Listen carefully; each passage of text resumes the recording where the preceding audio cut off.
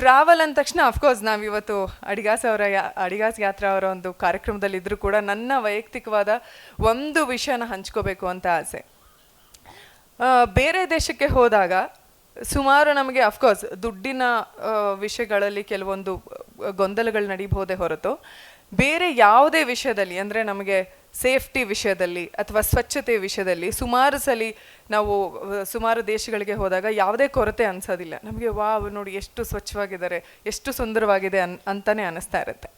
ಆದರೆ ನಮ್ಮ ದೇಶದಲ್ಲಿ ನಮಗೆ ಎಲ್ಲ ದೇವರು ಎಲ್ಲ ಸೌಕರ್ಯವನ್ನು ಕೊಟ್ಟಿದ್ದಾನೆ. ಆ್ಯಕ್ಚುಲಿ ಸುಮಾರು ದೇಶಗಳಲ್ಲಿ ನಾವು ಹೋದರೆ ನಿಮಗೆ ಬರೀ ಸೂರ್ಯನೇ ಇರುತ್ತೆ, ಇಲ್ಲ ಬರೀ ಚಳಿ ಇರುತ್ತೆ, ಇಲ್ಲ ಬರೀ ಮಳೆ ಇರುತ್ತೆ. ಆದರೆ ನಮ್ಮ ದೇಶದಲ್ಲಿ ನಾವು ತುಂಬ ಸುಖಿ. ಅದರಲ್ಲೂ ನಮ್ಮ ಕರ್ನಾಟಕದವರು ಪುಣ್ಯ ಮಾಡಿ ನಾವು ಈ ಕನ್ನಡ ನಾಡಲ್ಲಿ ಹುಟ್ಟಿದ್ದೀವಿ.